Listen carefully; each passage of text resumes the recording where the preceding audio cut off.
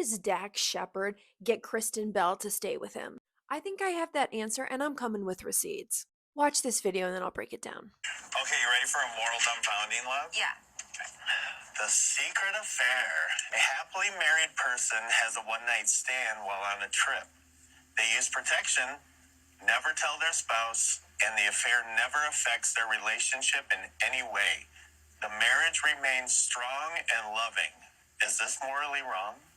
Well, this whole thing was a trap. I mean, I feel I should preface this with I didn't always feel this way. Right. Because when I met you, I was a very jealous person, and I was bending to the subconscious rules society had given me of television shows of like, my boyfriend cheated on me, girl, get him out of the house. No fucking way. You asked me the question of kind of a would you rather, if I slept with someone versus if I drove our kids drunk.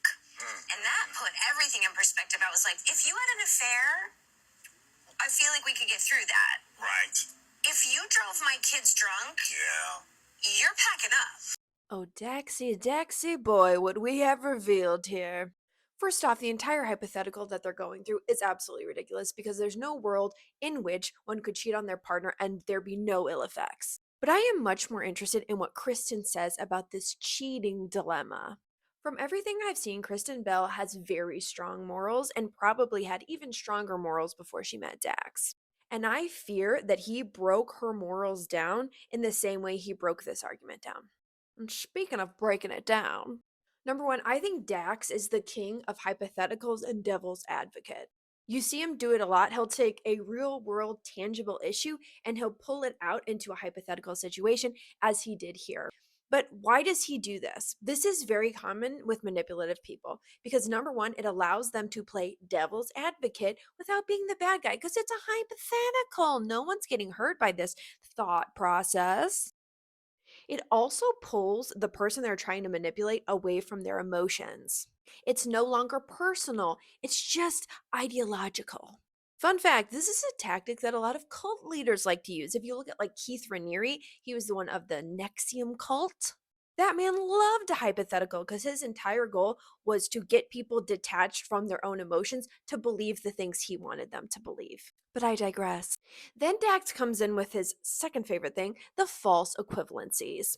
In my previous videos, I talked about some of the ones he's used. When he was talking about Taylor Swift, he used the statement of men effing around, and he made that equivalent to men sleeping with young women or underage girls, which is children. For example, Nicholas Braun, who had many allegations of sleeping with children, well, he said that it was just him effing around. He was getting in trouble for effing around. Those are not the same thing. He also did it when he would compare Taylor Swift dating to men sleeping around and treating women poorly. And in this case, we are linking non monogamy to cheating. Which anyone else see Kristen Bell's mouth moving, but hear Dax Shepard talking, which she's talking about like society. But let's break down this argument specifically. So before being with Dax, Kristen believed that cheating was wrong. She also tied that to jealousy. Again, those are not the same thing. Interesting that she seems to think those two are linked. But when she's with Dax, she learns from Dax, probably, that it's not her that thinks cheating is bad or non monogamy is bad. Again, not the same thing. It's society. It's society forcing her to believe that, aka, to agree with Dax means that she's more evolved. She's above it. Okay, so now that she thinks that it's not her own thought that cheating is bad, it's society, Dax goes to the next part, which is to say, humans aren't meant to be monogamous. That's our false equivalency that he loves, cheating and non monogamy, not the same thing. Then he pulls it to the lesser of two evils / extreme hypothetical manipulation. He says, would you rather me cheat or drive our kids drunk? I'll take C, none of the above.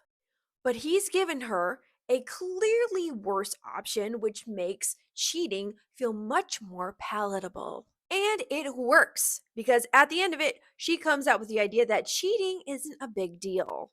I feel like she came from a very pure place, and he was the devil's advocate over and over and over and over until she wasn't really clear where she stood on things.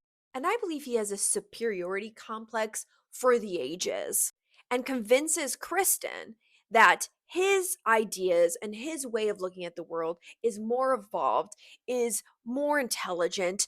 I really do think this is a situation of a nice girl desperate to be a cool girl who believes he's a cool guy when in actuality, he's not.